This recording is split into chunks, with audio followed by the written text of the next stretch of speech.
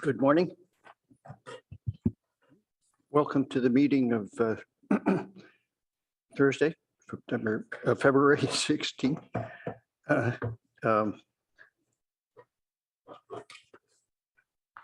First, I'd like to, I must read a statement about attendance here. Pursuant to AB 361, this meeting will be held with the option to attend by teleconference or in person. Members of the public may provide live public comment by submitting a speaker card prior to the start of the public comment on that item. Speakers may address the items that are not on the agenda during the oral communications portion of the meeting. Spoken comments via computer or a smartphone will be accepted through the Zoom app. To address the board, go to zoom.us/join meeting. ID is 965-6189-1491. When you wish to speak, click on the raise hand. To offer comments using a regular phone, call 1-669-900-6833 and enter meeting ID 965-6189-1491. When you wish to speak on an agenda item, hit 9 on your phone so we know that you wish to speak. So, call. Veronica, you want to do a call to order? Roll call.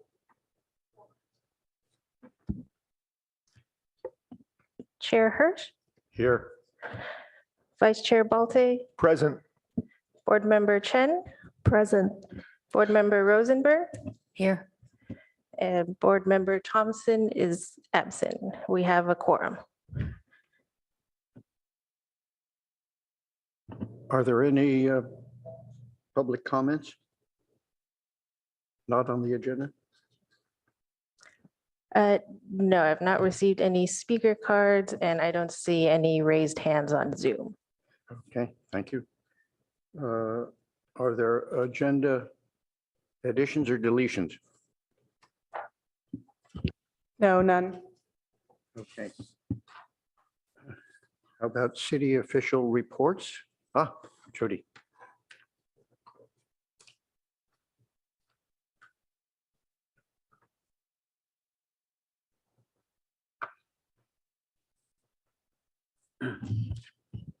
I'm sorry, can you repeat that?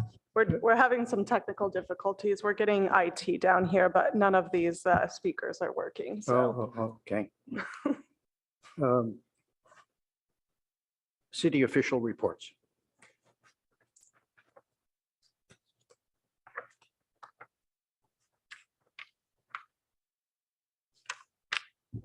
so just the transmittal of the ARP schedule. And hold on one second.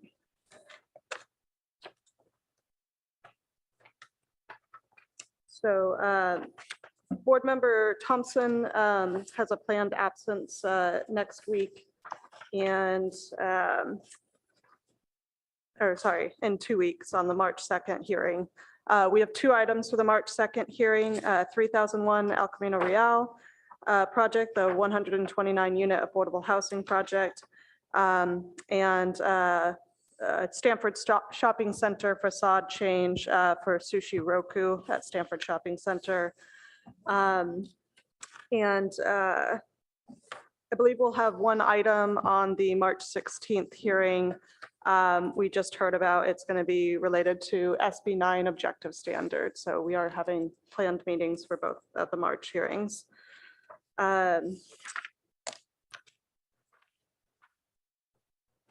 New projects that came in include the 800 San Antonio Road project came in for a formal application. That's going to be a planned community zone change under the planned home zoning for a 76 unit 5-story residential building, and 16 of the units, which is I think 21% of the project, would be provided at below market rate. And at varying income levels. 4 of them are low income, 7 would be very low income. And there was another Stanford Shopping Center project for some exterior improvements for our house, which is a retail store. That's it? That's it. Okay. So I note that the Antonio Road project is listed on our chart then here. And yeah, so that's an update. There are a couple of just corrections in the wording on here. You know, the project includes on 330, SB 330 application 3150 El Camino. This project consists of a 456,347 square foot apartment building, 171,433 square foot garage that extends to 84 feet in height. That's correct. The That is correct. garage extends 84? No, not the garage. The project extends Yeah, to maybe. 84. Okay, it's just. Oh, I'm sorry. I see. Oh, no, it's saying the project includes these things and extends to 84 feet in height. Just a Yeah, little it could confusing. be worded a little bit better. I agree. Okay, so, We can fix that. okay, so no problem really, just as long as it's understandable. The other project on San Antonio Road. So of the 16 units that you just mentioned, right? It states there 4 and 7 are going to be more supported. market rate. To lower income, and then Lower the income. other units would be presumably to below market rate, which is below 120 Okay, AMI. the other ones, Area yeah. median. income, Okay, yeah. just, I figured that's what it Yeah. was, yeah. Just wasn't mentioned as extremely below market rate, right? Okay, thank you. Let me get back to this page, back here, yeah. So that's the city official report. So we have a study session, 303,600 Middlefield Road, request for preliminary architectural review to construct a Palo Alto fire station floor. You can't hear me? Can you now? Yeah, okay, sorry. Proposed 7,800 square foot LEED silver single-story building would replace the existing 2,800 square foot single-story fire station. Environmental assessment, not a project. The formal application will be subject to SECA. Zoning district is PF, public facilities. For more information, contact Garrett Sauls, City of Palo Alto. First place, board members, have you visited the site? Yes, I have visited the site yesterday. Okay. Kendra? I visited the site over the weekend. Okay. Not working. Maybe you want to move here?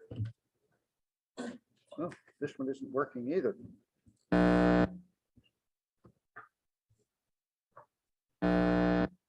Having problems. Shout. This one works.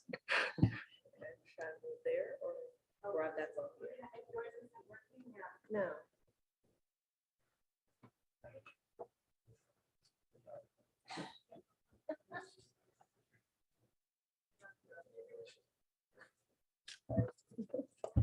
Chair, can we actually take a 10-minute break and see if we can fix some of the microphone issues? Yes. Thank Fine. you.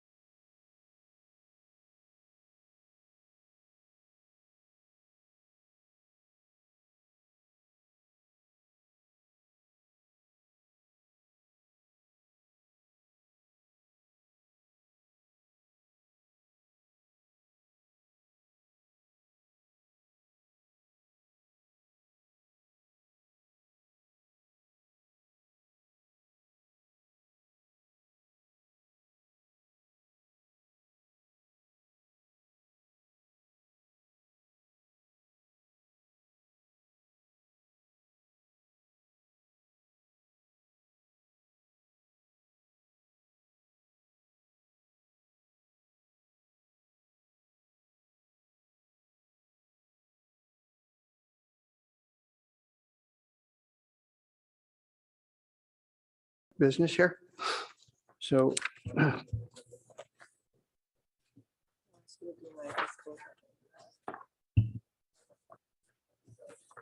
we'll begin the project then again begin the hearing again. Everybody ready? Do we have a staff report here? Garrett, good morning. Good morning, board members. My name is Garrett Sauls. I'm the project planner for this application. As Chair Hirsch had noted, this is the replacement building for the existing fire station number 4 at 3600 Middlefield Road. I'm going to give the presentation and then I'll present for the applicant while they have their discussion up at the microphone. Thank you. So go ahead and let me know when you can see my screen. Yep.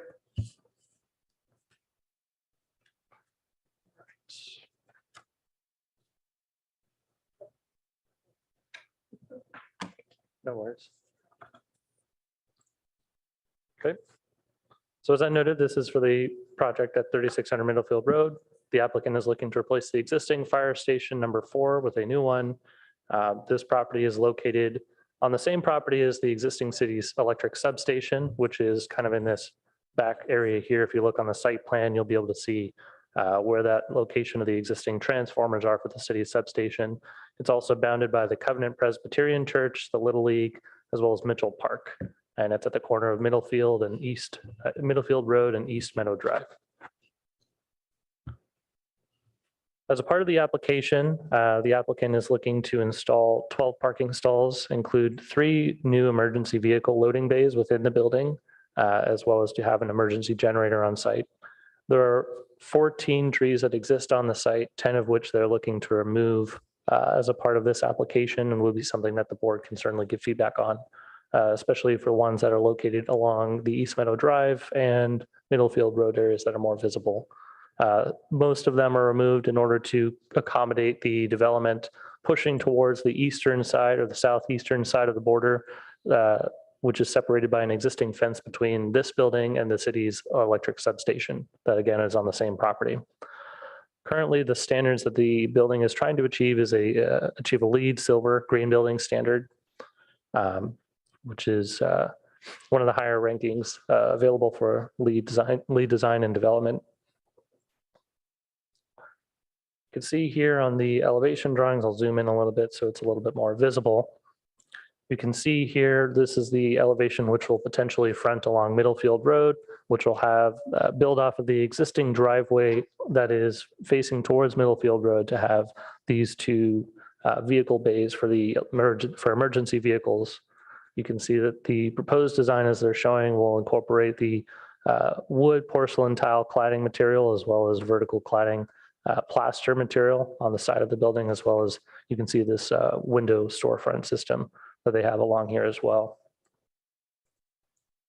This will be the elevation visible along East Meadow Drive.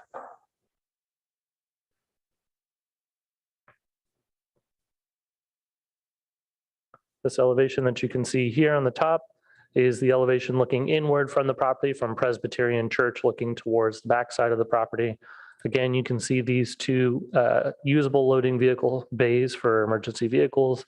There'll be a third storage bay for emergency vehicles as well that they're looking to incorporate into the project. But that would not have an outlet straight onto East Meadow Drive. Instead, it would be an outlet that they would back out onto and then be able to exit towards, sorry, I apologize. This would not have an outlet towards Middlefield Road, but would be able to back out and exit towards East Meadow Drive. And then this is the elevation looking from the city's existing electric substation, looking towards that property or looking towards this proposed building. Here are images from the application plan set that identify some of the details of the materials that are going to be used.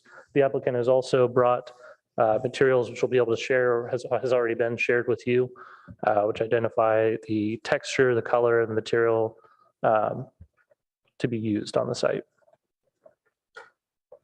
The three items that the applicant had wanted to get some additional information from the board, or wanted the board to try to focus some of their comments on, was about the massing of the building, the site planning that they're identifying in the plans that are provided, as well as the material selection to identify if there are any sort of other suggestions that the board has for their materials.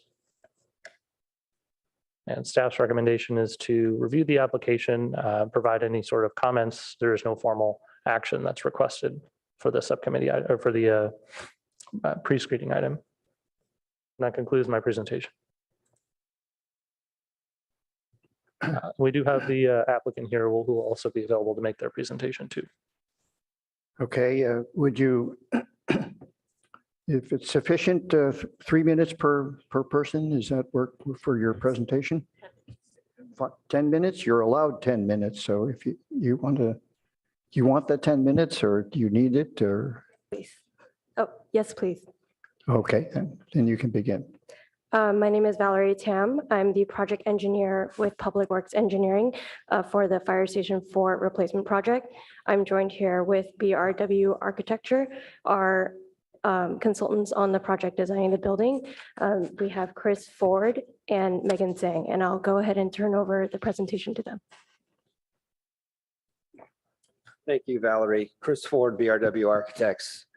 Pleased to be here this morning and present some background on this exciting and important project, and looking forward to your comments. I'm going to be focusing at first on some background information about the site constraints, a little bit of background for your use on how the fire station will be operating, the operational sequence, and some of the key decisions that we made in working with the fire department and Public Works on how to arrange the site. I think it's important that you hear why we're doing what we're doing before we really start eliciting comments about any changes. Then I'm going to wrap up a little bit with introducing Megan Zhang, who's going to go over the materials, a little bit more about the design concepts. One of our co-designers is attending via Zoom and could be available to answer questions, but mostly he's interested in hearing your comments as well.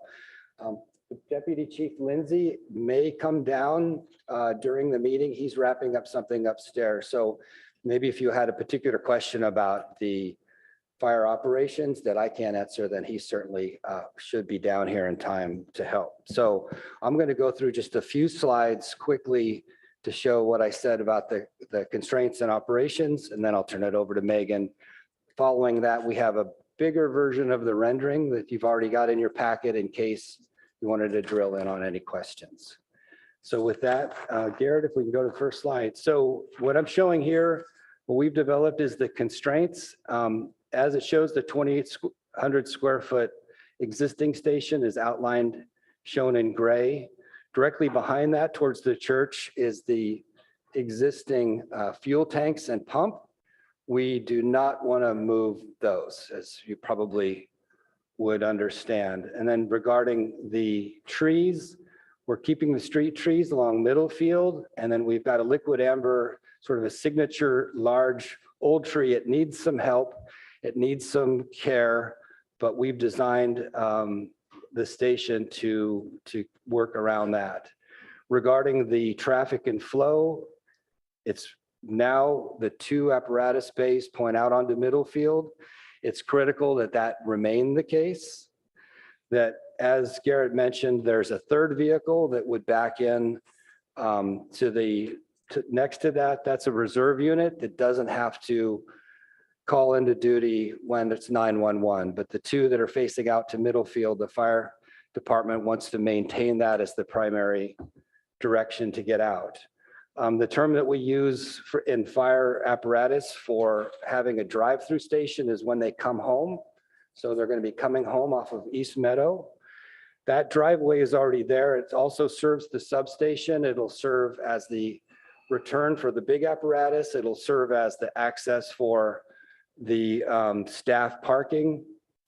The third point there, the arrow in the middle on East Meadow, that's also a driveway that we're proposing to alter slightly, but very little. That's an exit lane for city vehicles that use the fuel station and exit. We're going to put that into double duty. It'll continue to be an exit for vehicles that have come to use the fueling station, but it'll also be an entrance and exit for visitors, as I'm going to show in the next couple of slides. So that's the overview of the constraints and what we wanted to remove and what we wanted to retain and development of the station. Next slide. So again, it's a fire station and the apparatus flow, safety, drive-through is the absolute critical component. Very simple diagram to show how the two primary apparatus, they're going to be bigger. The doors will be bigger. The station was built in the 50s and the apparatus is much larger and needs more height. So that's going to be replaced and that's the flow out on the middle field. And there, that arrow in the lower left, that's the coming back, returning. They return, clean up, refuel, fill the tanks, and then pull in to the bay and be ready to respond to the next call. Next slide.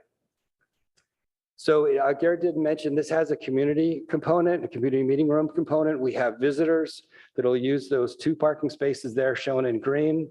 They'll then cross that the driveway that they just came in. And then the main door is going to be right on the corner. Megan's going to talk a little bit about the importance of having the entrance, the public entrance right there on the corner of East Meadow and Middlefield. Kind of what it is now, but it's a little bit hidden as you've seen on your visit. This is going to be much more expressed. That's the main way in for visitors, tours, students, people that need help or an emergency. The community room, meeting room is prominent along East Meadow, again, to project that open public face. And it has, if the meeting gets crowded, there's also a second way in and out that opens directly to the visitor parking. If it's a big meeting, like a night meeting or a club meeting, the thinking is that the parking wouldn't be in the staff area, it would be over in the parking lot in the park on the other side of the church. That's the community, that's the public side. Next slide. So the living quarters, again, a completely separate part of the station. It's pulled away as much as we can from the intersection, traffic noise and congestion. Living being, this is their home, one on shift. So in the purple is the kitchen dining area. Again, open light, but not too open, visually open to Middlefield, but having some upper light that Megan will address. And then in the back, as far in the back as we could, is the individual bunk rooms, bedrooms for sleeping, and then tucked in between those two is locker, restroom. There's what we call turnouts or PPE that's going to be part of the operation. But the main thing on the decision for the layout is to have that purple area be pulled away from Middlefield as much as possible. And then finally, next one, exercise, fitness, critical part of the well-being and readiness of the fire department.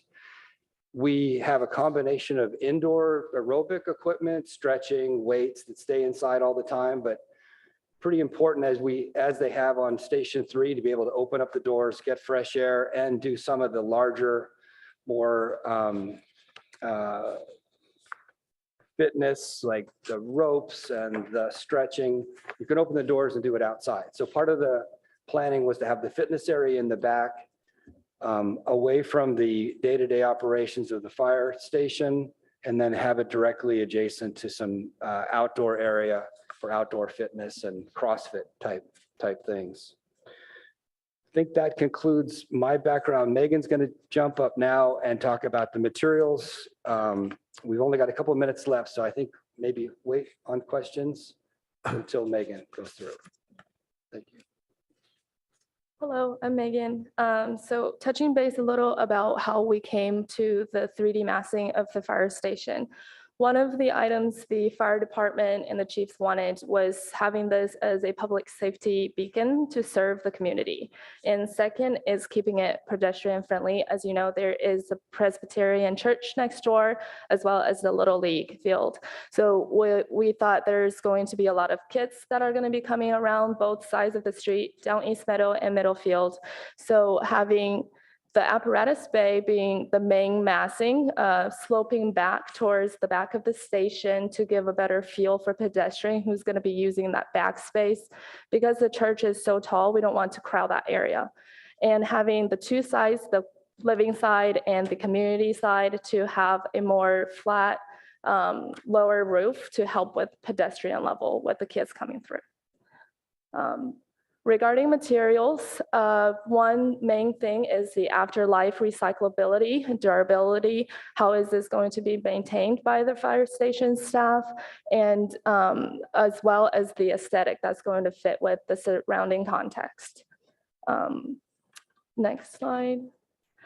As you can see with the fire station, we'll be using porcelain exterior cladding, vertical cladding. So that's one of the samples there. It's very durable, is vandalism proof. It has a great afterlife recyclable content. The entire system is recyclable, as well as a 10-year warranty and 20-year warranty on fade. Another material we're proposing is the Vespa soffit. That is also a wood-like material. We're keeping the station more friendly with the wood, but not using actual wood because wood is very hard to maintain and there's not going to be a lot of replacement. So the material choices are more geared towards that way. And that concludes my presentation. And thank you for your time.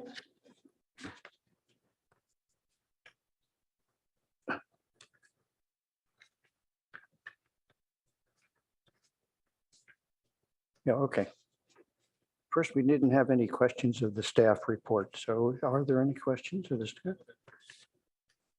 I can't hear you. Yeah, but we didn't have any questions of the staff at all. Are there any staff questions of the staff report? No, none. All right.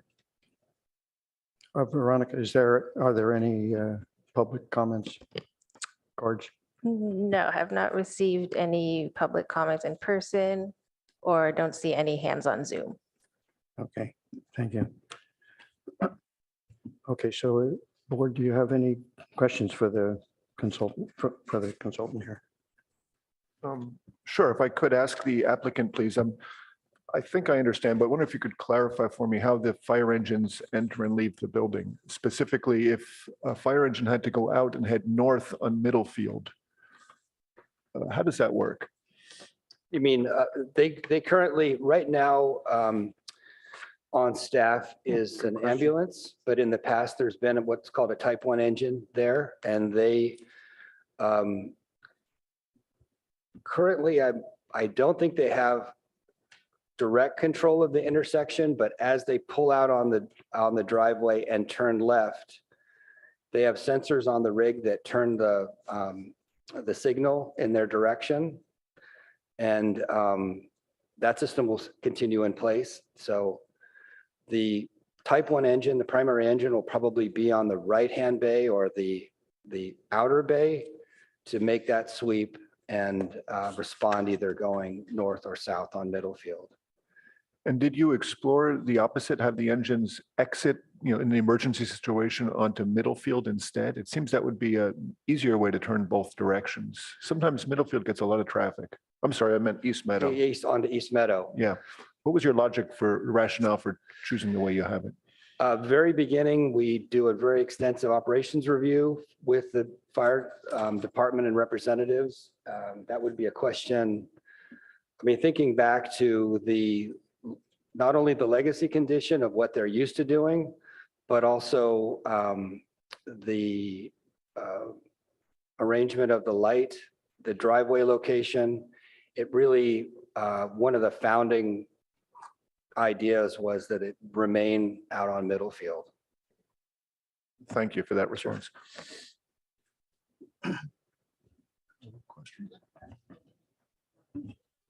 Thank you for your time and efforts.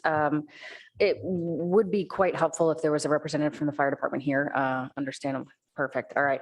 So part of the questions about the operation, day-to-day operation, we just want to make sure that this is something that has been gone over, I mean, I assume thoroughly with your team with the architectural team, making sure that everybody's really feeling good about the process and procedure and what you guys have going on day to day, what can stand to be changed and what can stand to stay the same.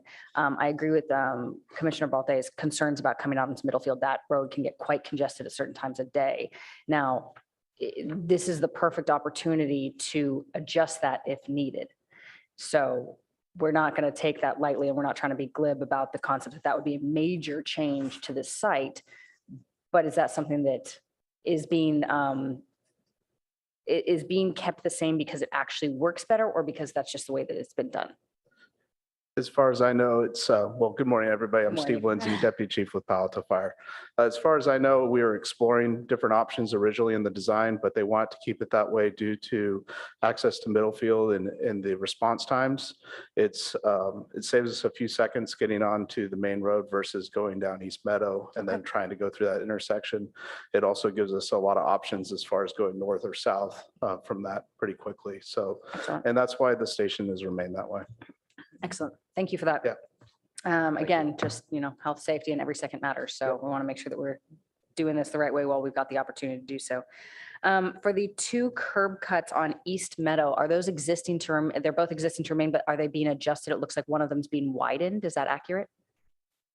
Yes, the middle one between Right. the entrance to the substation and Middlefield is being widened because it's always been just an exit only for Yeah. vehicles that have just fueled, and that the barn door sliding fence, that's always closed. I don't think I've ever seen that open. It's really just open just to get the rigs out. So that'll always stay closed. But we wanted to meet the city standards to widen it slightly. In working on the preliminary discussions with staff, even talking to traffic, they brought up the fact that there might be some changes along East Meadow with bike lanes and less parking. We're looking forward to getting into the details, but they said generally, if you can widen that enough to be a standard ADA compliant visitor driveway, they would appreciate that. So Perfect. that was really the only change to the driveway on that side. Perfect. And if we can pull up the vehicular flow chart with the green lines on it again, I'd love to just take one more look at that.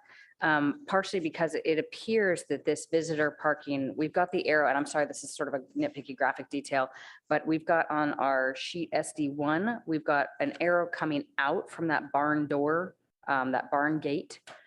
Yeah, if you zoom in a little bit there. Okay, we don't even have it shown on this one. That's okay. Yeah, that's a great comment. And in fact, when we were doing this sort of introductory slide, we blocked out that arrow because that was left over from the topo where where the rigs would exit or the city vehicles would exit. Sure. Only in the case that they're using it for fueling. I don't know how often a non-fire engine comes and fuels and then wants to leave, but it would make the most sense that barn door fence would slide open. They'd pull out, not get it, before they get out into the road, then they close it behind them and exit. So Yeah.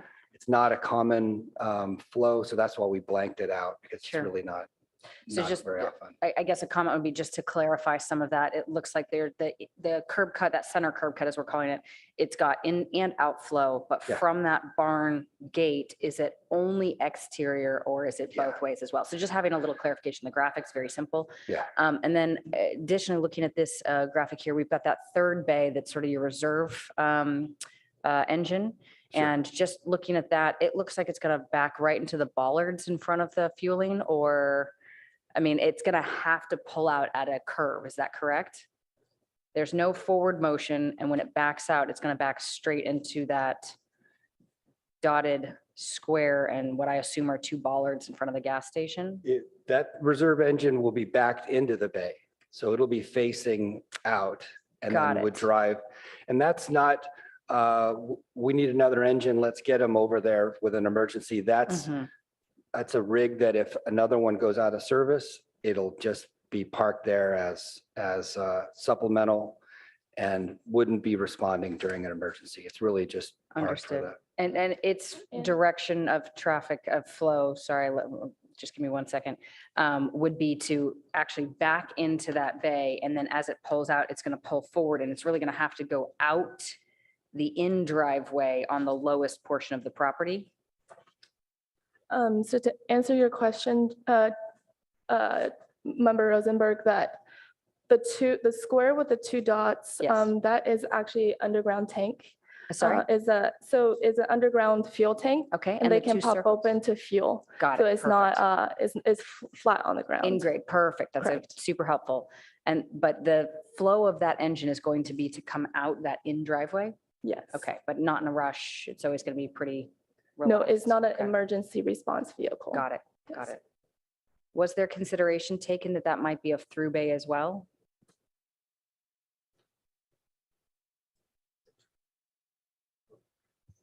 So part of the scope was actually 2 apparatus bays that were drive-through and then 1 reserve bay. So there was no consideration for 3 pull-throughs.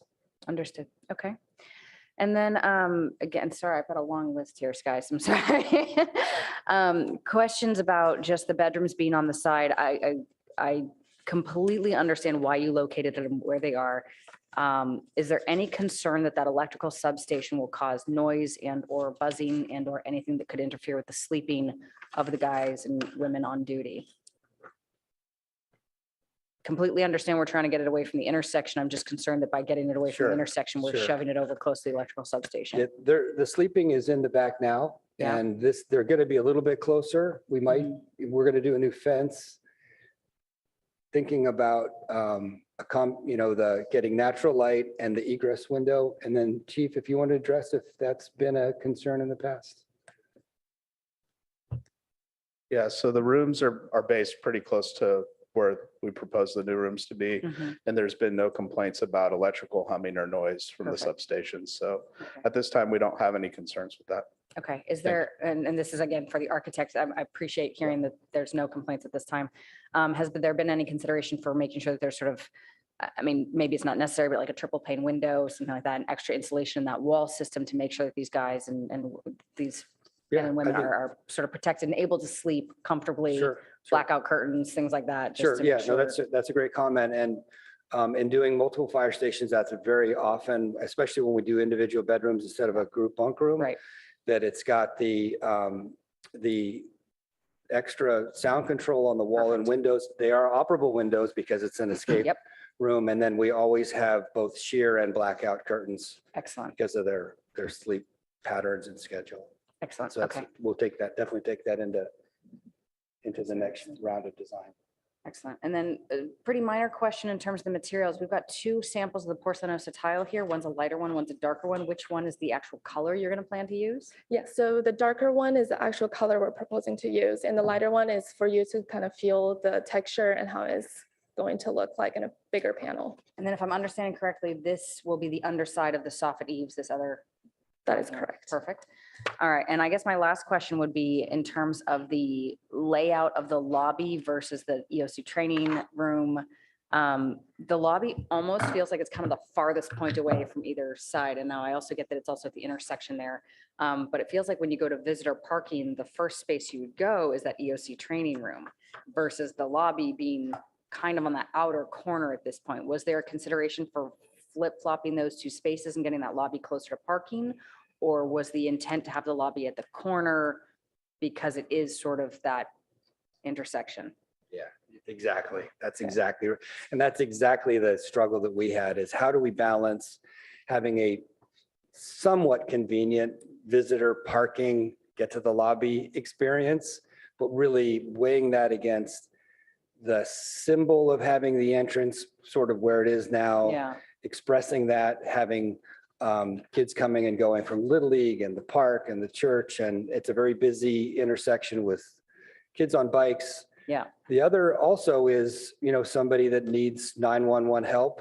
They may stop on Middlefield, they might pull into the app bay, or they may use the visitor parking. But if they're going to, we're going to call in a code, they're going to go to that main entrance and hit the 911 button that's by the door. Fair. So, yeah, that's exactly, I don't want to call it a struggle. We saw it as an opportunity, but it was really getting that balance of, yes, we have a separate ADA parking, fully accessible, but not making it the main thing on the corner. We wanted the entrance to be the Perfect. primary. Okay, fair enough.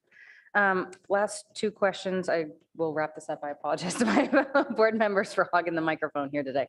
For the captain, it's a small item, but the washing of the rigs, where is that going to take place? Are keeping them clean and, making sure that everyone's got their Yeah, nice shiny I can trucks? answer, and that's all part of our operations review that we Yeah. do from the very beginning. So come home, refuel, top off the tanks and clean all in the back. So they clean in the parking lot, not inside the bay?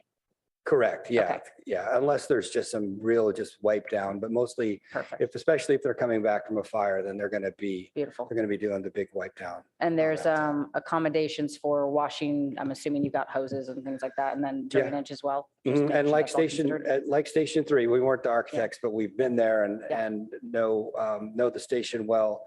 It's got the supplemental system where if they're doing the wash down and it's not raining, that water goes to the sewer. Okay. They have a valve that turns it off. If it rains and goes into that same drain, then it goes into the storm drain. So, Excellent. I think that's it. Thanks very much for your time. Thank you for your presentation. I have a couple of questions on the elevations. So on the north elevation, you show the deep roof overhang. I want to know where does it happen on the floor plan? And also it seems like the elevation, it doesn't match the floor plan. I see there are 3 narrow windows and 1 wide windows on the north elevation. And then there is still long wall space to put the signage on, but on the floor plan, I just want to make sure I understand it. Where does it happen? So for the north elevation, just to clarify, this is the kitchen and dining area windows.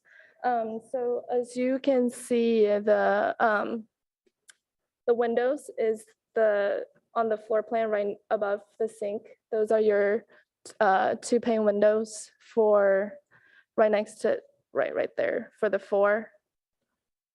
And the windows and then the day room closer to the first row of the chairs, that's your next window.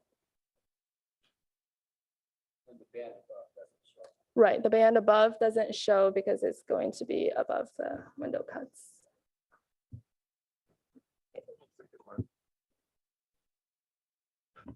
Perhaps it's not important now, but I think your elevation is not in sync with your floor plan at the moment. Let's not worry about it though.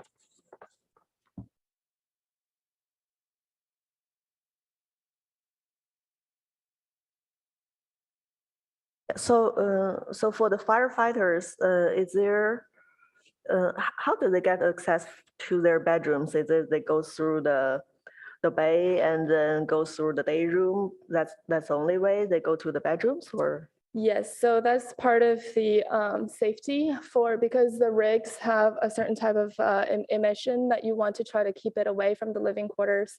So that's why the bedrooms are actually the furthest away. And sometimes the firefighters get on call at different times, and you don't want that to be near the rigs so that you don't get that privacy and that kind of quiet time for the ones that are still resting. But yes, you do have to get through the bedrooms through the living room. Okay, the living thank you. space, yes. Thank you.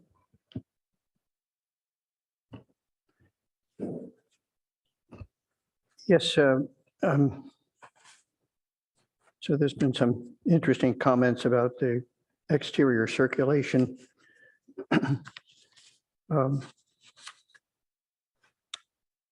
We don't see any detailing of the fencing, what kind of fencing is going to be on the perimeter here. Is there a drawing that shows anything, any detail of the fencing, or are you going to, is this for a future presentation? Not yet, but Not yet. if you had any advice or comments, we'd certainly, we'll write them down and make it part of our final presentation. In terms of the materials, have you thought about that at all for the fencing? Well, one of the lead goals would be to recycle and reuse what we can. There's also the deconstruction requirements. There is a wood slat fence in, I'd say, medium condition right now that maybe it can be repurposed Mhm. between us and the substation. Okay. There's a fence out on a middle field for the current patio that's been pretty wiped out by a couple of some bushes. So that'll probably be recycled. Okay.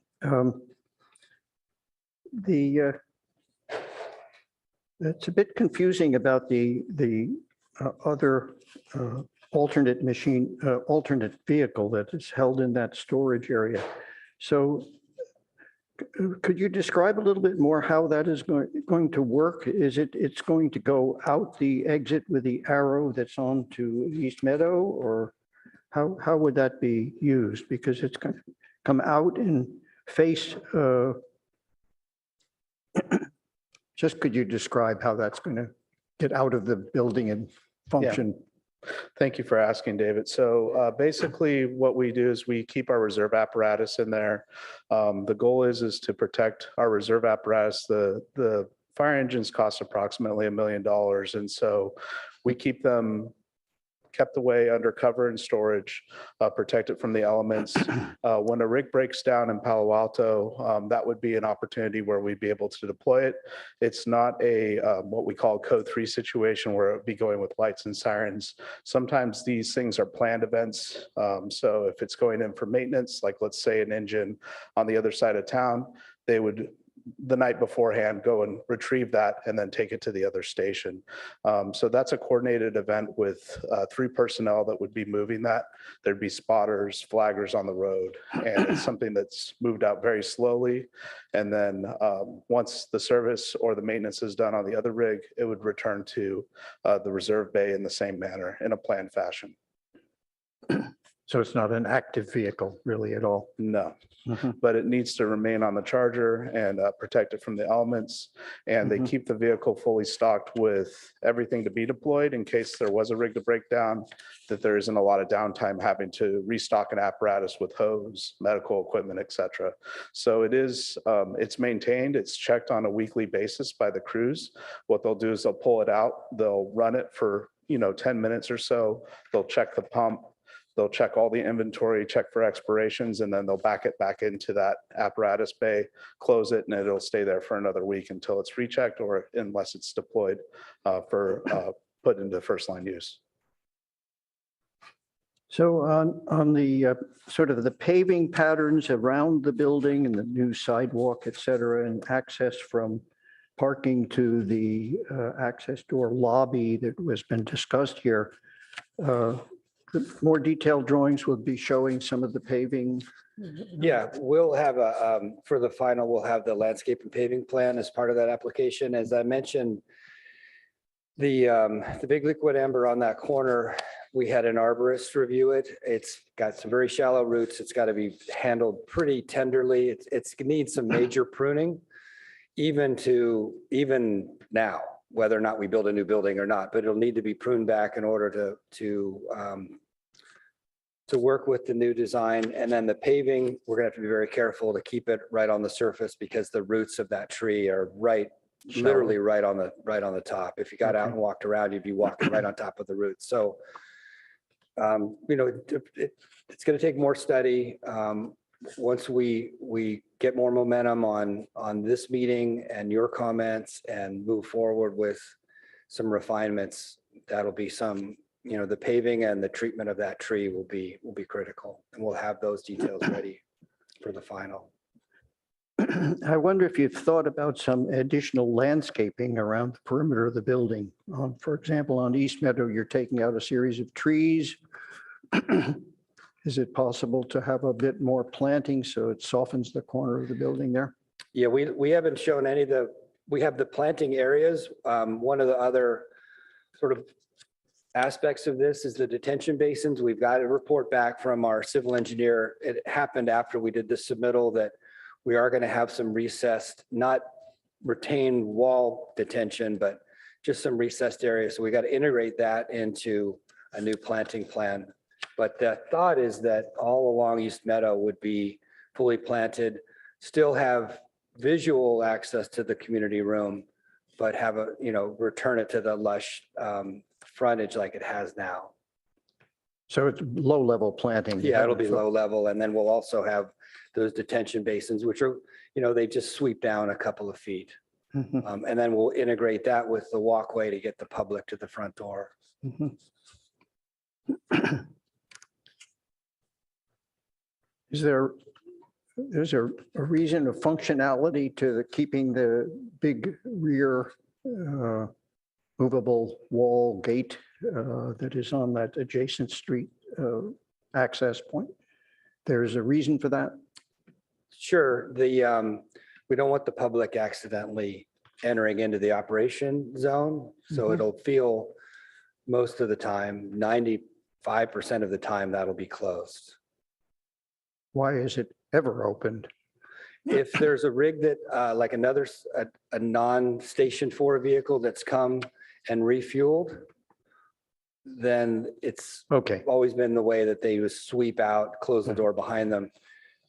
Back to the apparatus flow, when we showed, it's slide 2 if it's worth bringing up, but we showed those green arrows for the primary apparatus. That wasn't to confuse you, that driveway off of East Meadow for the substation, cars are coming and going out of that driveway to not only serve the substation, there's staff that work there, but also the staff that report to the station, shift change, coming and going for personal vehicles. So the driveway that's between us and the church is a two-way driveway. It always has been. It'll stay that way. and so for paving that'll be part of this project? Right, it's just repaving? gravel now. It'll be paved, Mhm. correct. And that the fence will move. Has there been any thought on this outdoor kind of exercise area to have some landscaping there or some privacy issues there? So it's not just a part of an open kind of car access area? Yeah, we'll drill in with the actual firefighters on staff that are going to be assigned there. There's just 2 now because of the size of the bays. It's limited to a ambulance only. But when we think ahead to who, we're going to have 2 companies there, 5 or 6 a night. Typically, we work with the station captains and firefighters. They have a design committee where we really get into the details of Okay. very good. finishes and exactly what equipment they want and Uh-huh. how to buy it. There's talk, they have a basketball hoop there now. There's talk about maybe a temporary paddle I see. paddle Okay. court. So So it's a we don't know question yet. of what, Yeah. what it gets to be used Yeah, as. I think Okay. that, the perimeter fencing will be planted for sure. Mhm. Okay. And there's a similar comment about the landscape on the side that faces the electrical facility. So all of that is sort of future development for this. Just in terms of materials, there's some areas on the face of the building that are lighter in color. Do we have samples of that? The white plaster sample? Yeah, No, we do not It's have just any. a white plaster. Just white plaster, yeah. Uh-huh. And public, and she will be incorporating public art. The Public Art Committee has expressed their feelings of having their art on the building surface. So we'll incorporate that once they have a decision. Some areas, you just wonder a similar situation, indoor, outdoor kind of relationship. In the conference room, you have full height windows up from all the way from ground to as shown on exterior elevation south. On the very far left, those are full height windows all the way to the ceiling. The clear stories or this is the front entrance, No, not the front Not this entrance. one? I'm looking Oh, at is it the next- exterior elevation, the south elevation.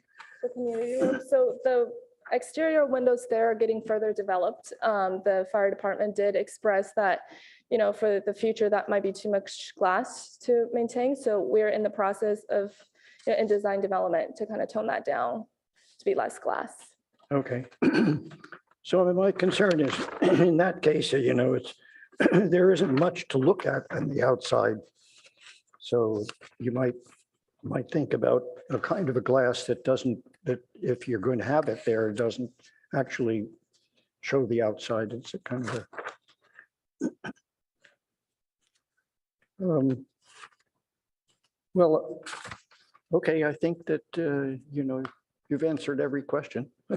To the chair, could I ask 2 other questions? Yeah, sure. I'll be quick, please. I'd like to know about the existing fuel tank. Why is it so imperative to keep it in that location?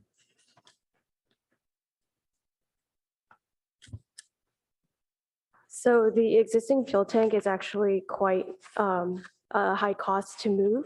If we were to, it would actually involve also additional environmental precautions because of the nature of having the fuels on site.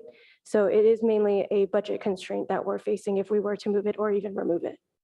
If I could follow up, on most fire stations, do you put in a new fuel tank fueling facility? So Or do you this keep the- station actually, I believe, is the only station that has a fuel station on site. Because the electrical substation is nearby, more utility vehicles actually come by to refuel. I see. So the fueling is for many vehicles, not just this fire station. It's not just this fire, yeah, so it's police, fire, utilities. It's all city vehicles that have access to that fuel station. I see. Okay. And how old is this fueling facility? Is it new or old? What kind of condition is it in? It's, I would say it's possibly seen better conditions. There are some things that we would have to do just to ensure that it's a bit more watertight currently, yeah. Wonderful. Thank you. Second question has to do with the use of the training room or community room. Is that for the public to hold meetings, or is that strictly for the fire department to do training sessions? Who's going to be accessing that room? Please. Thank you, Peter. So the training room is going to be used for both firefighters, and then there will be opportunity, I think, through the EOC. So OES is planning to set up kind of a substation on that side of town as well, to open up an EOC. And yeah, so Office of Emergency Services sets up an emergency operations center when there's an emergency in town. Currently, we have both a mobile unit and then we have an emergency operations center in this side of town. One of the strategies for OES is to have a south end zone where we could set up emergency operations in the case of a large scale disaster. So that was one of the thoughts behind having the training room there. And then obviously for firefighters and paramedics and EMTs, there's continuing education. And right now our classroom is located on Stanford campus. And so to move vehicles and have to basically shuffle units around, especially now with current times, it would be better to have a south end training area for our folks to get continuing education. So that was one of the other strategies. And then obviously for public education events, we could use that room to have the public come in and participate. Wonderful. Thank you for that explanation. Thank you. No other questions, Chair. Okay. I have one other myself, and that's the captain's office. Again, an issue of privacy. The window faces straight out to the street. Yeah, it's critical. The captain it's also called a watch commander, that they know what's going on. And if there's, like we said, an emergency, somebody's in distress, hurt, accident, they want eyes on both the lobby, how that is functioning, and So you'd want it open so that it Yeah. could, okay, they can see out. Yeah. fine. To follow up on that, do they also need eyes on the apparatus bay? Not anymore. That used to be the standard. I've been doing stations for 30 years and it used to be what was called a radio room where they can see the apparatus responding. That's not as critical anymore. It's now more eyes on the street, apron area and the lobby. Okay. And sorry, I do have one more question now that we're looking at the EOC. So if the EOC training room is also used for public, when the public needs to use a restroom, they're going to have to go through that comms alcove to the ADA restroom, but they're going to have to pass through 2 doors and the lobby to get to that restroom. Is that correct? No. So the comms room really that's an area for the firefighters to study what they have to do for continuing education. There's not going to be staffed 24/7. And the double doors to go through that is just in case there is someone in distress that's going to harm the firefighter in the station. They have that level of privacy and protection so they don't just go straight into where the firefighters are going to be.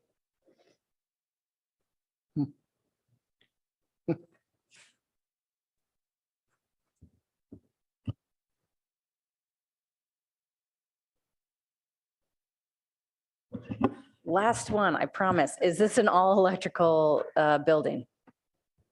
Yes, it is. Okay, thank you. Well, thanks for that excellent presentation.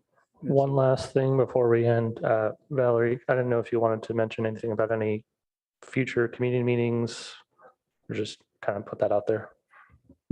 Yes, so we will be having community outreach meetings as part of our process. We will be holding them after our first formal ARB hearing.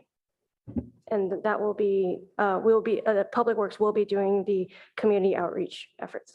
Is there anyone best to reach out to?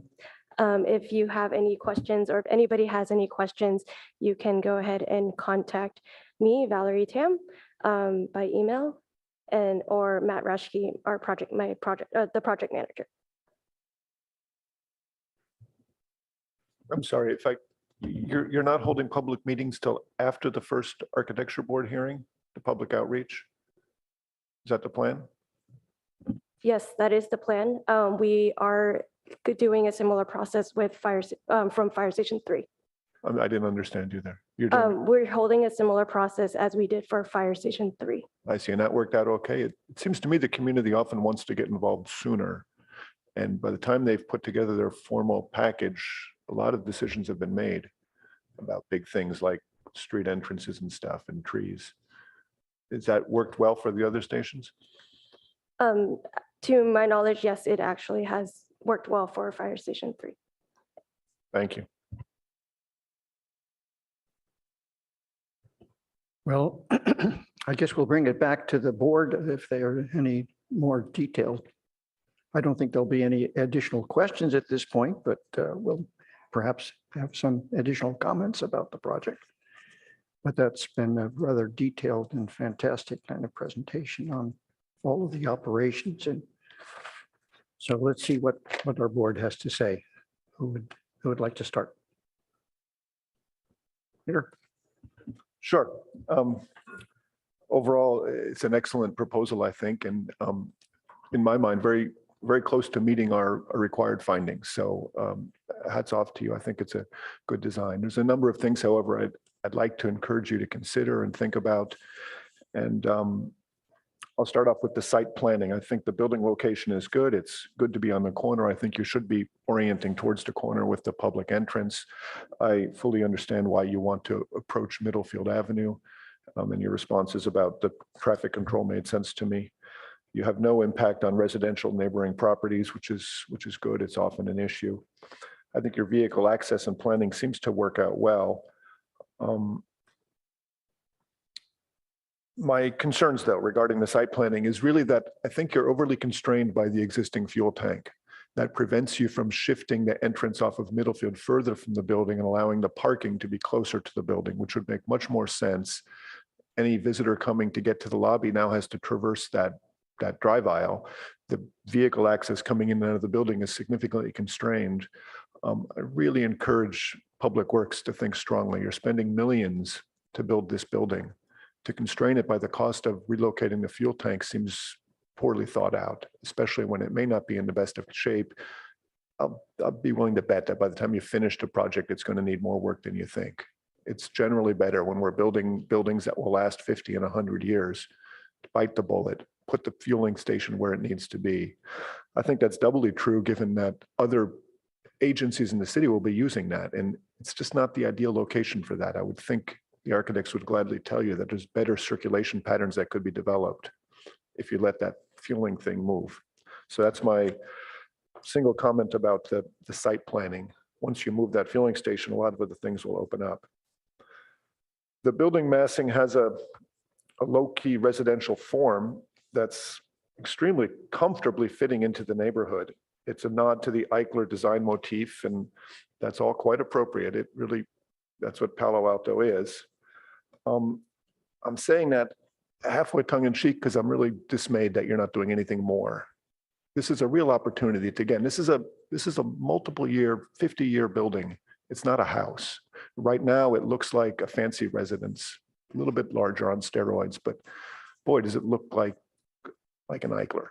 And I'd like to think a fire station could look like a fire station, look like some important civic part of our community. And right now, it doesn't. It looks like a house.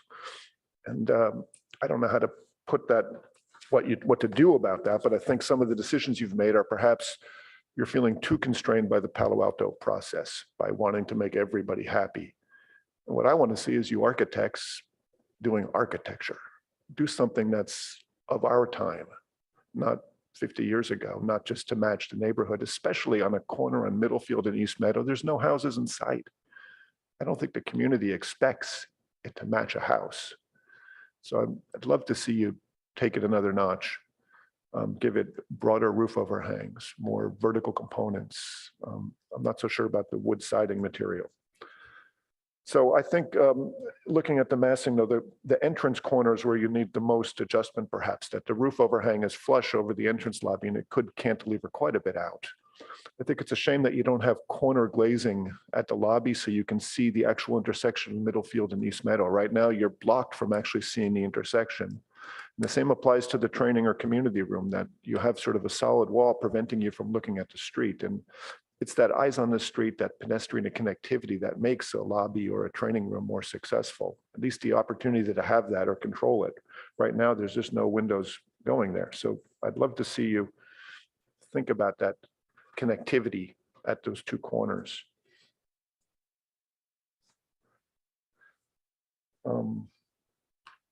Then on the materials for the building, again, I can't fault them. It's very correct to use a solid material like porcelain tiles that'll last a long time. But I'm really bothered by getting a printed tile that looks like wood.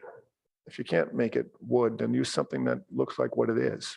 And the Trespa is more attractive perhaps because it comes in panels that are like wood panels. But even then, there's so many other materials that are of our time. And it just feels like you're literally interpreting an Eichler house. And I think you can do more than that. So I'm really not too keen on the printed tile on the finish.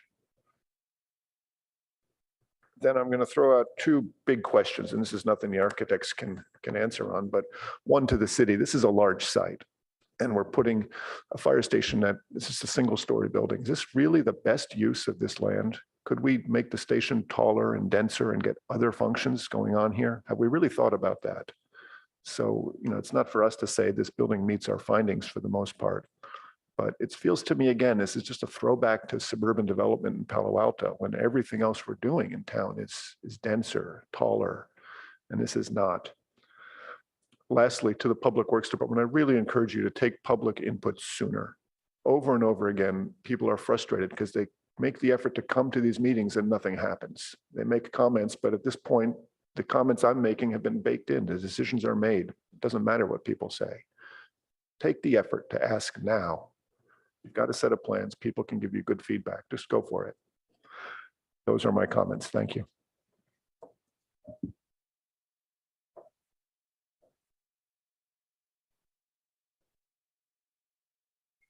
Okay, thank you so much for your presentation. I think considering the existing conditions, I think the site plan, the circulation really well sorted.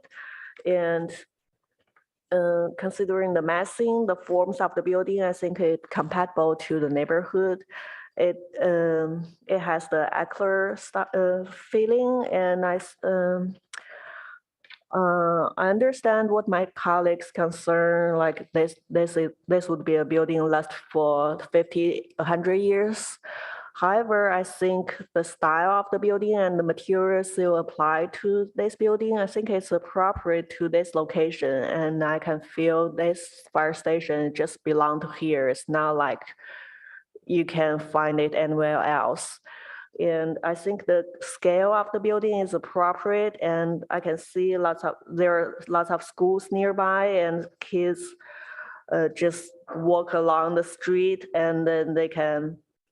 I think the scale is pedestrian friendly, and also it's modern looking. Overall, I think it's really a successful design. But for the next submittal, I'd like to see more developed landscape design, including like where the hardscape are and also the sidewalks, and also are there any new plantings? Also, I think you need to double check your floor plan that matches your elevations, because like on your elevation, you show the sign, the fire station sign on the wall, but I'm not sure where it happens on the floor plan. Is it on the fence or is it on the building? So please double check your drawings and make sure it matches each other. That's all my comments. Thank you.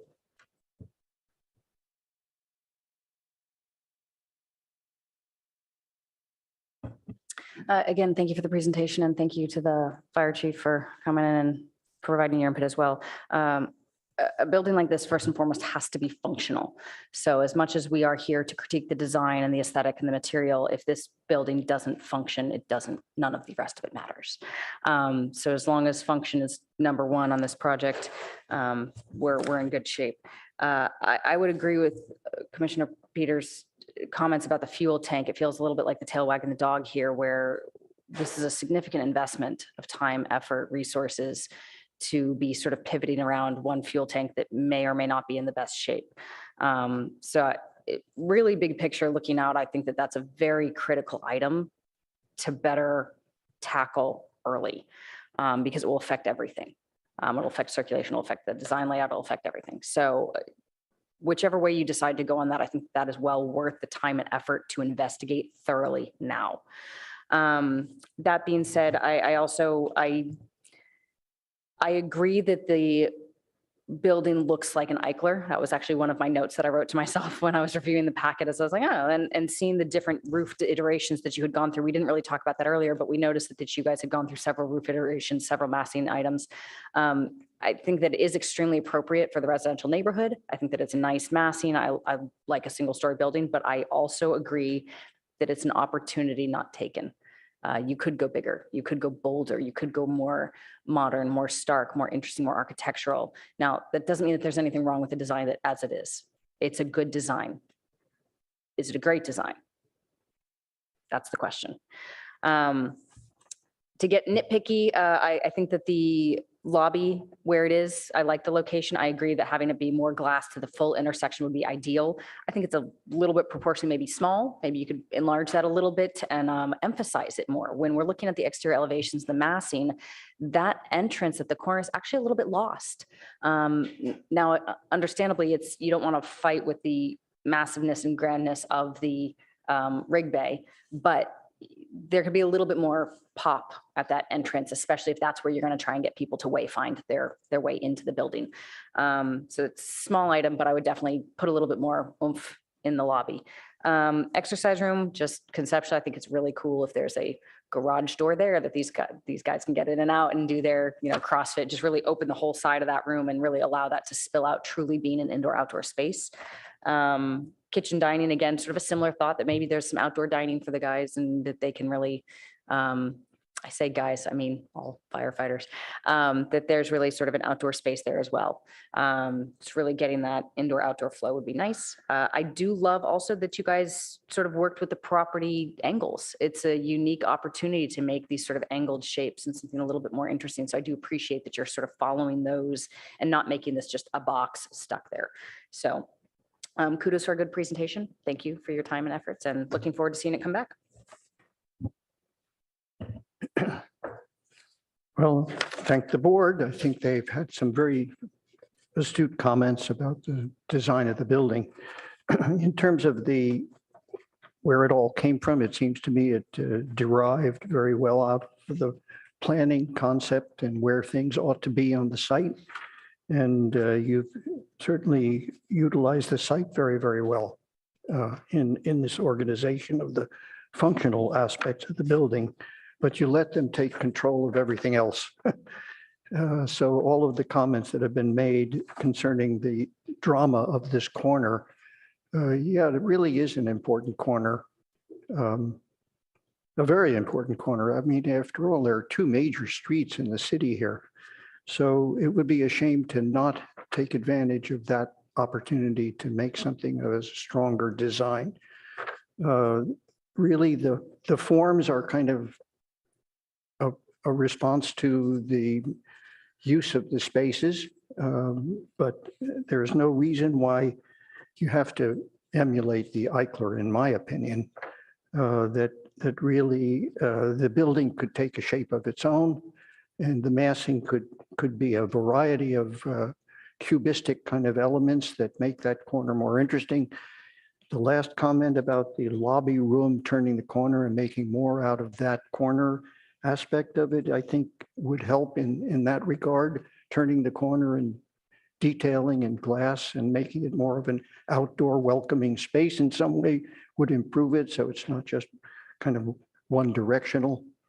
And then it turns the corner to become the same as what the rest of the corner is going to be like with clear story glass.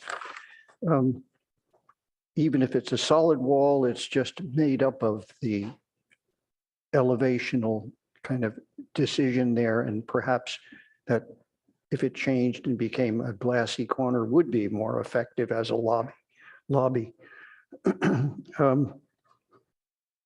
I personally don't think that the issue of the fuel tank storage, if you know it's in very good condition, and of course it involves the tank in the ground and potentially erosion of that tank, you wouldn't want it to be needing replacement at any time soon, for it to have the same life as the building as it progresses, into the future here. So I think it's a serious question, but it's a question which you yourselves can determine from both the functionality of the vehicles that are coming there and the question of the capability of that tank to last as long as the building will last. Tank and pumps, et cetera. I think the comments made about the landscaping around the building still need work, more detail. We look to that in the future. I think you're mostly on a good track in that, and what are blanks on the drawing will be filled in the next presentation. But I guess I would, you look at the issue of access to the street, and I know that your firefighters have kind of worked that out in the past because that's where it is now, so it has to work. And there's limitations on what you can do to make that an easy access out to two major streets, almost right at the corner there. So if you've known it worked in the past, I guess it's going to have to continue, and we cross our fingers and hope that, everything will work out for you for that. Presumably, there's something that you do with the lights, et cetera, to get the traffic out of your way. I don't know how you do it, but you've worked it out, I'm sure. These are very wonderful big vehicles that you put into a storage room. And so that space becomes something very, very special. And to to make it happen, I think if it were full height all the way through, you'd have a much stronger feel with a light penetrating that area. And that's been certainly mentioned by others here. So I would think that that's the place that you're really going to have to cubistically make an expression for this building that does stand out. Sort of in comparison to the award-winning other firehouse that we've been admiring, you know. This is different because the planning of it has been able to spread out in a single story.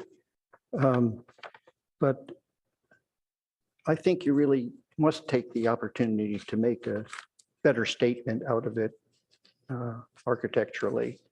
It will lead to somewhat different kind of detailing. So, but I'm encouraged very much by the planning, which I think is very successful. And the idea of just simply overhangs to kind of make it Eichler-like, I question whether that's really so important as the expression of a new type of firehouse at this corner.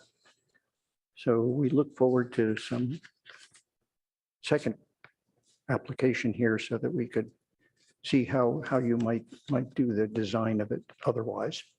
Thank you very much, though. Good try on this effort. Appreciate the planning. Anything else?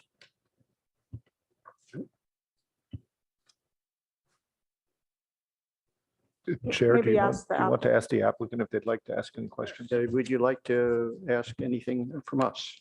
I was just chatting with the chief. I forgot the term opticom. So the rigs have what's called an opticom system that when it turns and faces the light, it turns it green. So there, it's back.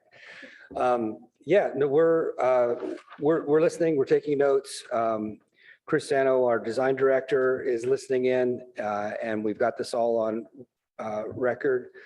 I take to heart the comments about the lobby, keeping in mind, like I talked about the legacy tree and its survivability. To be quite honest, is it going to survive this process? Our arborist said it may be time to say goodbye to that tree. It may not. Why design around it and then have it not make it anyway?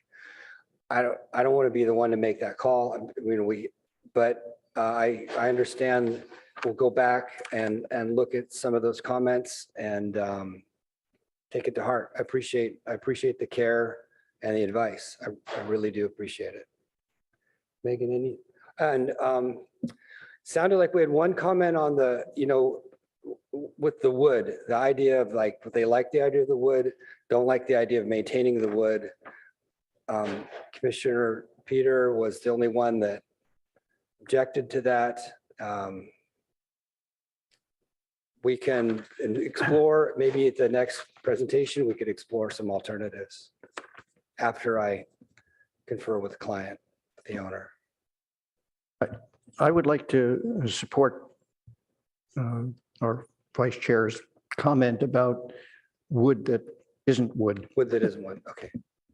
To my colleagues, this is the kind of issue that I raised now, and if we don't speak up, it's not fair to raise later. So I've heard only one, now David mentioned in another opinion about it, but the point of us being here is to tell them what you think about these things. Sure. And for the, just to throw a little wrench in, I actually quite like it. So there's always going to be some disagreement. And that's the difficult part for you as the architect to try and navigate, is that there will be moments where wood that looks like wood but isn't wood, doesn't feel right. For me personally, I think that it's actually quite interesting to have a fire station be wood clad, but using a fire retardant material. So there's something there that I find intriguing. So again, but that's one opinion of 5, right? And this is the difficult part for you. How do you navigate the 5 opinions? I think that it's a beautiful material. I think that it's compliant with our Palo Alto standards for how it looks and how it will maintain and how it will hold up over time. If you actually came with real wood, I'd say we have a problem because the maintenance on that is a nightmare. So I think this is a very clever solution, but that's only one of 5.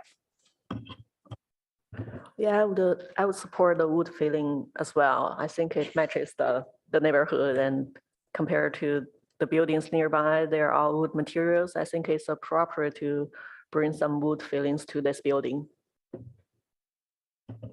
Uh, Take it one step further here. And we don't have a fifth member here. She's ill today, I'm sorry to say, because she definitely would have an opinion about the materials. But somehow the transition to a more modern building leads you to think about that material, because all of a sudden if the design of the building, the forms of the building change, as I keep using the word, a cubistic kind of way of dealing with this building rather than the Eichler way of dealing with it, then a number of things change, and the choice of materials might change with it. You know, you simply wouldn't have a material that doesn't kind of represent the design concept that you have ultimately. It's kind of cladding a plan that really works very well at this point, but it needs more study. The whole of the corner, that corner as an important corner, as Vice Chair Belte mentioned, it's really a very important corner in the city here, very important.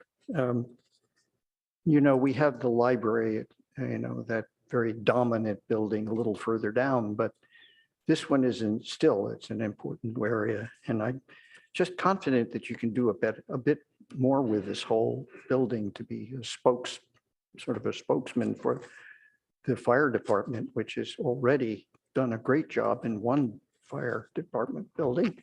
So you look forward to this one.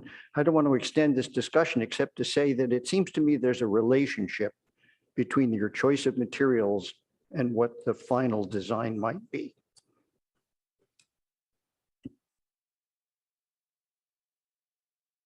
Thank you very much. So I realized in the mix up with the microphones, we actually skipped forward to the city official reports without taking action on item number 1. So if we could return back to item number 1, adoption of a resolution for teleconferencing. I'll move the staff report for item 1. Somebody has a second. Sorry, I'll second that. All in favor? Aye. You want to take a roll? Yes, Vice Chair Balte, Yes. Board Member Chen. Yes, Chair Hirsch. Yes. Board Member Rosenberg. Yes. Motion carries 4-0. Thank you. So there was a procedures or part of the book. So moving down to action item 4, Mhm, so review and adoption of the revised bylaws. mhm. So I don't have a formal presentation on this, but I think we've had strikeout underline of the current bylaws provided in the staff report. Is there anything, if there's anything in particular, we want to just start with questions for staff or? Can we bring the staff report up on the screen Yeah, just yeah. for visual?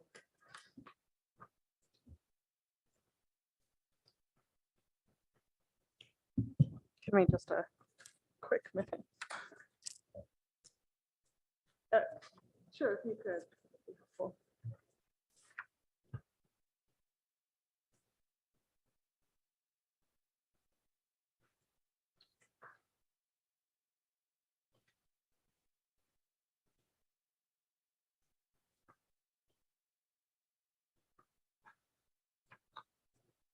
Would it be helpful for me to give a quick summary again?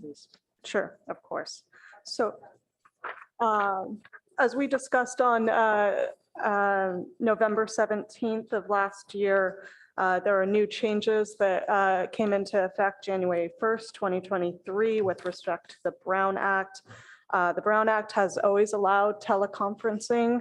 with certain standard requirements for noticing.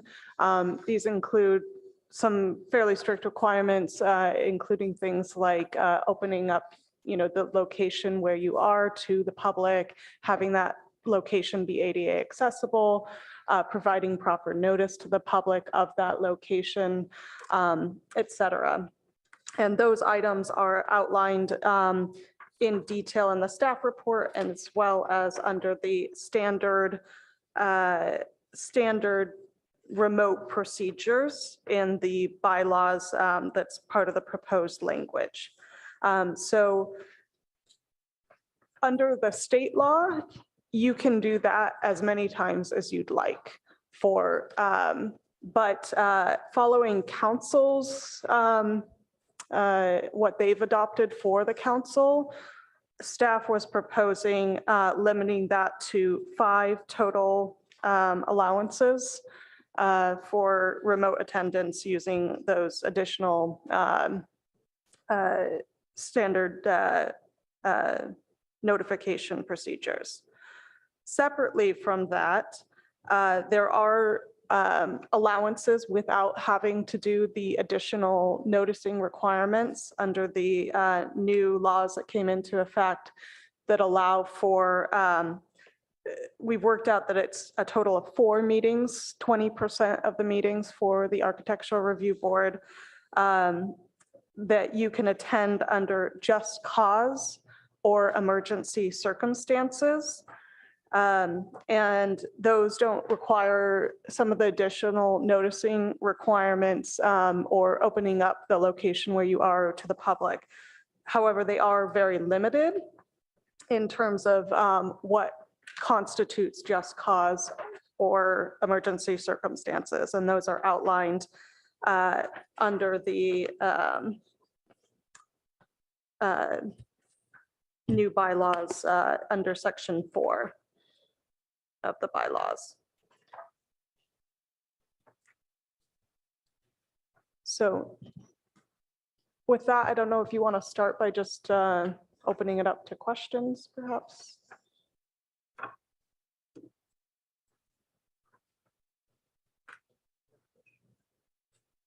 Yeah, you have a question? Yes, very much so. Thank you, Claire, for that summary.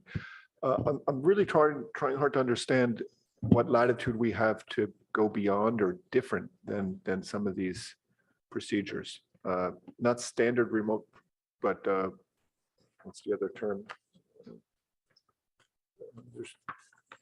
If the board wanted to allow someone to attend a meeting remotely, not for just cause or emergency, do we have the latitude to allow that?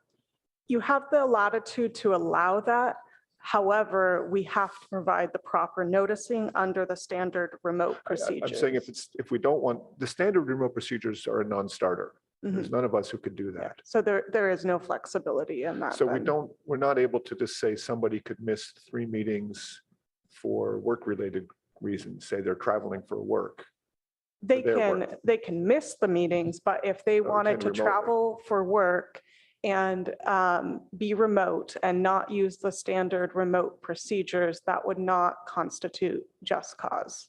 And we're unless they were traveling on behalf of the state, or I think it says state or city or something. So we're required to follow this AB 2449 standard pretty tightly, Correct. actually. Yes. Okay, fine. And could you explain what the city council is trying to do by letting us figure this out ourselves? I mean, it seems very carefully prescribed here. Why are we doing this? So there's not a lot of flexibility in these. What council is providing flexibility on is not in the remote attendance in compliance with AB 2449 under these just cause or emergency circumstances. Those are pretty tight. What they're allowing other flexibility is if somebody wanted to follow all of the standard noticing procedures and be remote more often, boards could decide to allow for that. Okay, and they didn't think to put this in the boards and commissions handbook as a whole instead, just across the city? This is really their intention that every board and commission should be It is doing this? really their intention that they wanted to encourage attendance in person, but they wanted to allow for the flexibility of each board and commission to make its own determinations in terms of how many times you could attend remotely, not under just cause or emergency circumstances. Okay, thanks for answering the question.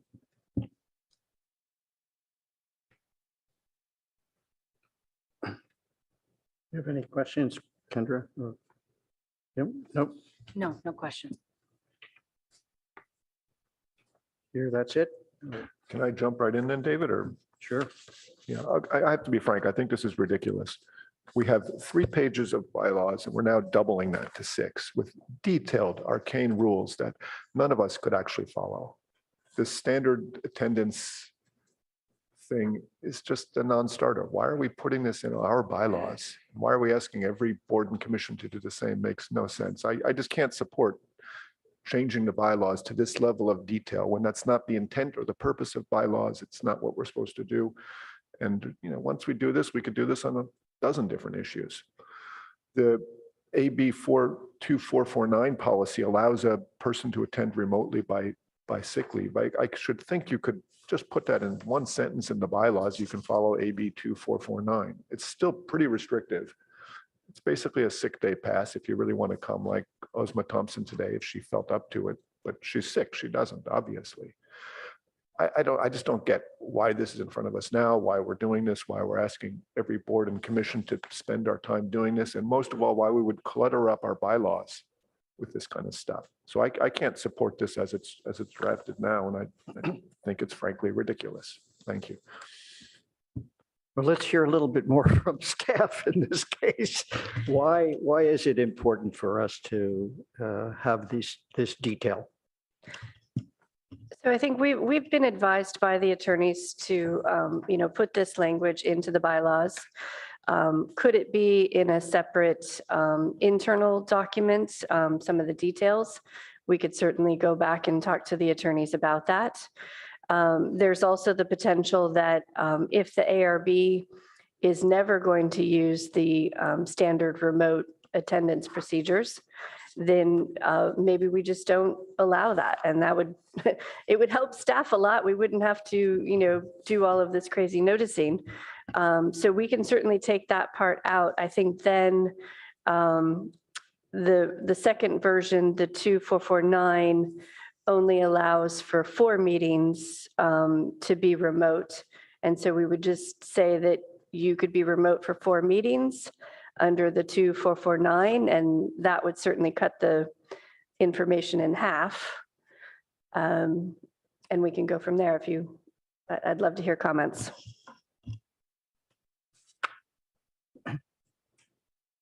Now, if I'm remembering correctly, this standard remote attendance, so it says standard remote attendance or the remote attendance, the 2 different methods.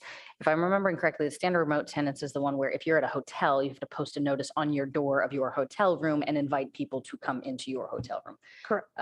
Like Commissioner Balthe said, that's a non-starter for pretty much. I hate to speak on behalf of the board, but I'm pretty sure nobody's going to do that.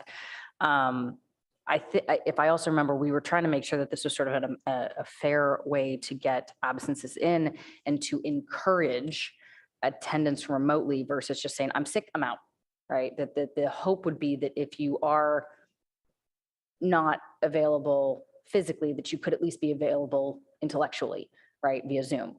I'm not necessarily seeing that this is actually doing anything to help that. So that's sort of where my sort of hesitation comes in, is I don't feel like this is actually helping to get us online versus just skipping the meeting altogether. Let me state to you, Kendra, Section C of standard remote attendance requires the board member at the beginning of the board meeting to state that the location is publicly accessible, that you're meeting ADA requirements. There's not an architect in the world who would do that. I mean, you're requiring me to certify that the hotel I'm in meets ADA? Right. Come on. My office is not ADA My compliant. insurance so it's policy like will drop stairs. me if I do that. Right. I mean, this is just a non-starter. Okay, so I think we've established that the standard remote attendance procedures are not going to work for the ARB. And I mean, but that's the law, but if we don't want to take advantage of it, that's certainly fine. So then let's focus our energy on the AB 2449 remote attendance. That does allow you to attend remotely. You do have to have just cause or emergency situations. So you can discuss that further if you'd like. Well, it seems like a sort of a non-starter to me that if you're remote, who the hell is going to come to some Cleveland or Ohio and on the meeting that has to do with something in Palo Alto? So I think that we've heard that from you. And so we don't have to include the standard remote procedures if you do not ever intend to use them. But as Ms. Gerhart mentioned, let's maybe focus then on the remote attendance procedures under AB 2449. This is going to allow you 4 total meetings, but it needs to fall under that just cause or emergency circumstances. So for example, today, Board Member Ozma, Board Member Thompson couldn't be here. If that was a contagious illness and she wanted to participate remotely, she could notify that. And there's a set of standards that we still need to provide in terms of noticing at the beginning of that hearing that she was participating remotely under just cause. But it'll be limited to 4 total meetings in the calendar year. So can I ask the question, what happens if somebody gets ill for 4 different meetings? Sorry, if somebody gets ill before a meeting? Yeah, well, what happens if, circumstances beyond their control leads to the fact that they just can't meet this standard? So we have on your screen the legal reasons why you could be remote. So this is in number 4 under the AB 2449, and it's either just cause or emergency situations. And so if you are ill, but still, able to think clearly, then you could certainly attend the hearing under this clause here. It does not have, the law does not talk about if you miss the train or something of that nature, that's not considered to be just cause. But, maybe you miss the train and you're ill. There could be things of that nature. So.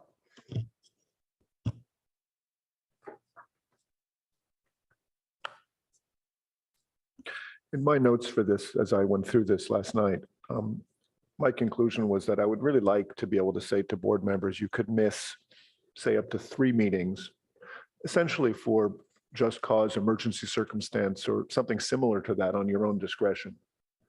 I think we're all practicing professionals, and having the ability to once in a while attend remotely instead is really valuable, and it will serve the board well to allow board members occasionally to do that. I understand that the law seems to constrain us. I wonder sometimes if the city council, for example, were to agree with this and pass some ordinance, would that be allowed? Are we being so cognizant of what the state rule says without trying to think of what's really a practical solution? Or does the ARB have any ability to just recommend back to council, this is what we think would work for us? They can't adopt an ordinance that wouldn't comply with the Brown Act. And that's what it comes down to, complying with the Brown Act. Yes. Yeah, so my opinion is we should be allowed to miss up to 3 meetings, not miss, attend remotely up to 3 meetings at our own discretion. But I understand that's violation with the Brown Act, perhaps.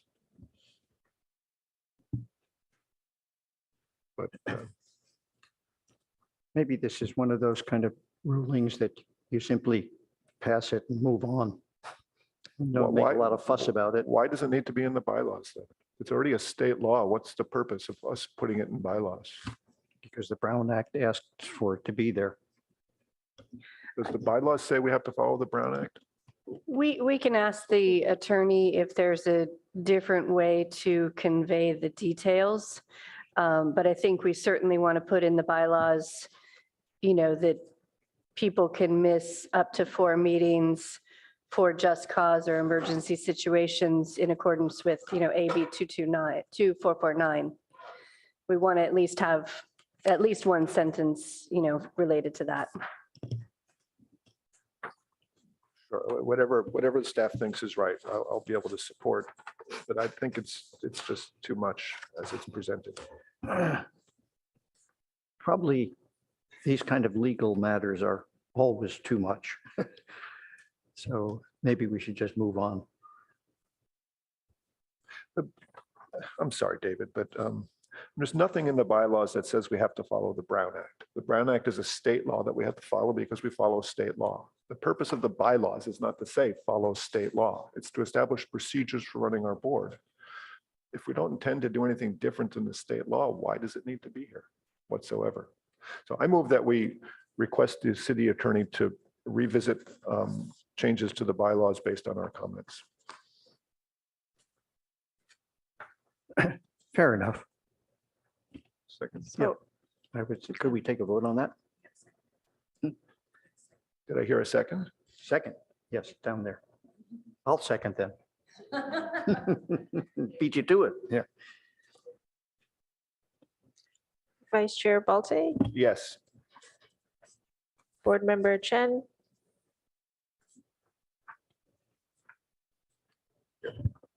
Can you, oh, okay. Here. Yes. Chair Hirsch, Yes, Board Member Rosenberg, Yes. motion carries 4-0. Vice Chair Balte, can I have you just say again the motion?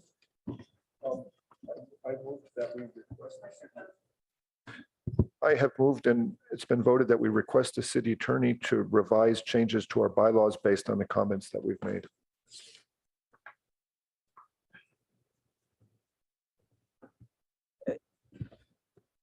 Can I ask for clarification? Is the intent then to amend the bylaws to council has asked each board and commission to amend their bylaws to comply with the Brown Act. So is the intent to work with the attorney and come back with potentially a more consolidated version of the bylaws, or is your request to not include anything in the bylaws? Well, I think they have to make a more consolidated version of this thing the council's asking us to do. I don't think we want to pick a fight with council over this. As Chair Hirsch said, we just want to get it done. I think all of us felt that this was too much and the standard conditions don't apply to our board. So it shouldn't be here at all. And perhaps the other part can just be a reference to state law. And I think to better understand if we do need an extra amount of detail, where that can go versus being specifically in the bylaws. I think we could make that work, do a one line kind of thing and have a separate document. I think that could probably. Okay, and I promise to be nicer next time about it. I think staff is going to need to treat this though as a continuance so that we would come back to you with whatever that final language is. The motion was intended to be a continuing. Okay, motion, yes. thank you. Thank you. so let's move on to the minutes. So have the first one is let's see.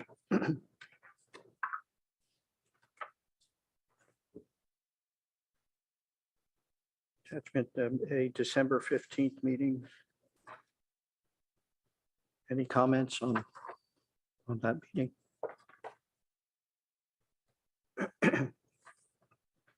Okay. Everybody agree with that? Yeah, I had no comments for the meeting minutes. Okay. Same? Yeah. Move to approve the minutes from February 16th. I I'll second. second. Oh, I'm sorry. No, that's the wrong date. It's from December 15th. Second. All those in favor, Aye. Yes. please take a roll. Okay. Vice Chair Bolte, Yes. Board Member Chen, Yes. Chair Hirsch, Yes. Board Member Rosenberg. Yes. Motion carries 4-0. Meeting of February 16th then. Oh, no.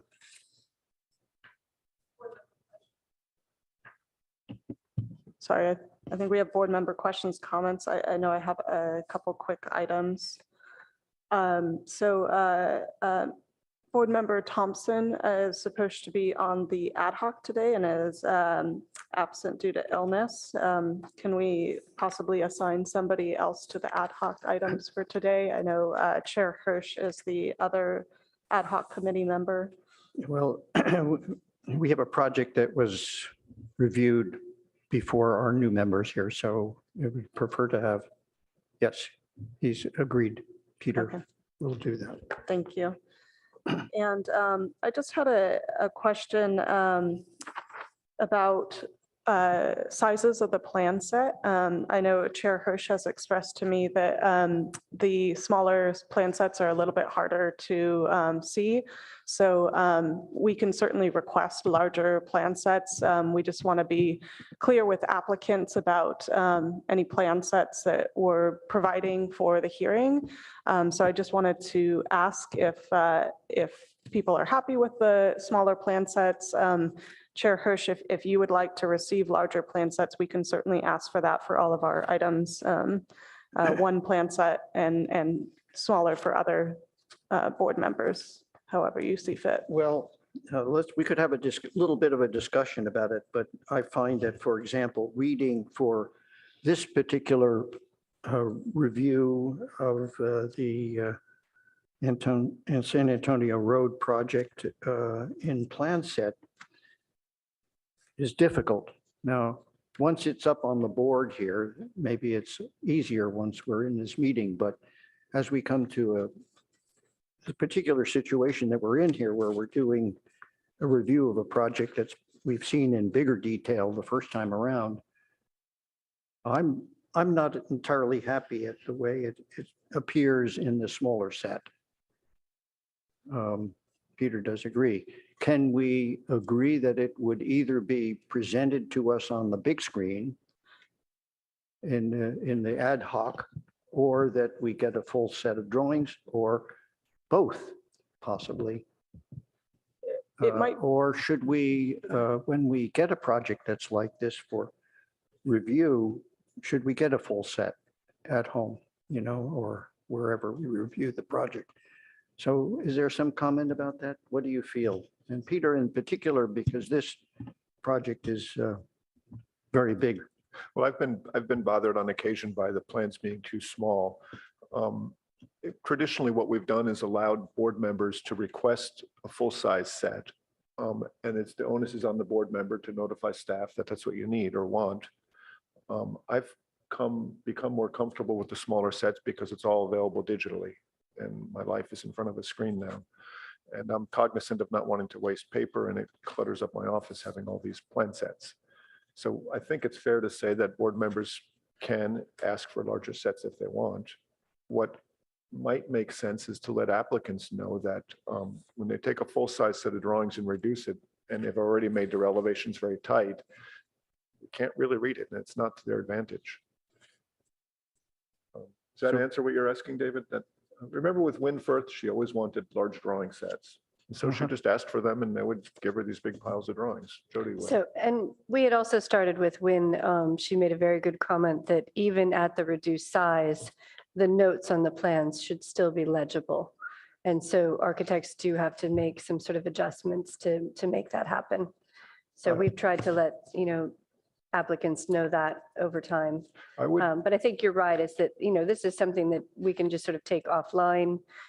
Individual board members can let us know what they need, and then we can let the architects know accordingly. So we get our drawing set a week in advance, right? Is that enough time to get an additional drawing set?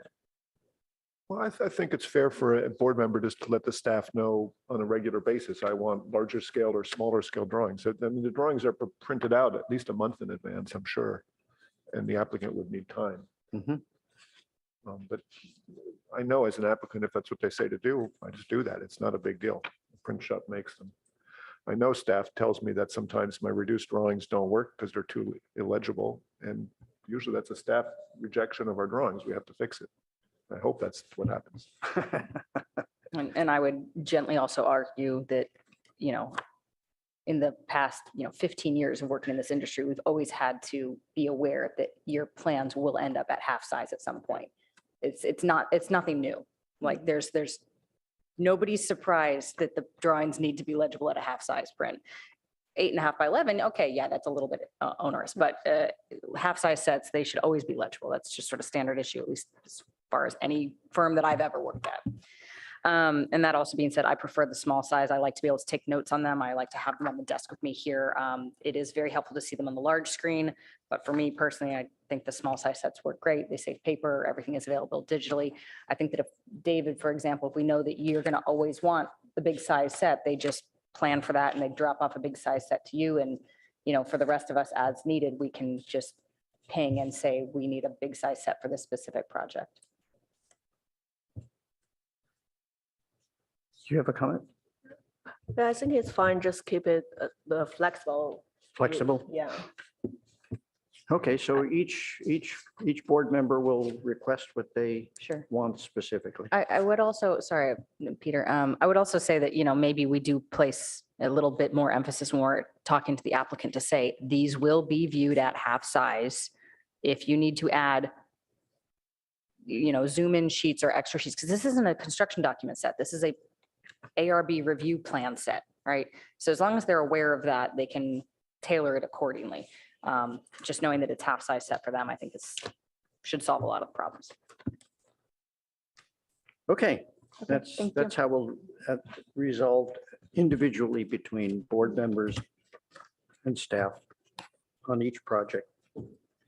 But I would just like to say that for me, actually, the larger projects, the projects that are really larger, that either they focus on some of the detail that they're thinking about in their presentation and not leave it up to us to say, well, it's not big enough, that has to go out to the applicant, early enough so that they can develop those kind of drawings. So, and Chair, if I may, if there are specific details that you're always wanting, maybe it's the window or windows inset, kind of detail, corners of buildings with materials. If there's things like that you always want to see, then we should be putting that in our checklist. Yes, So yeah. that all applicants provide that sort of thing. And so maybe what Claire can do is send out the major ARB checklist to the board members. That'd be good. And you can see what's on there, what we're asking for, and we can discuss if additional things are needed. Okay. That's that would do the trick. So I think we're have a motion to, well, I can just adjourn.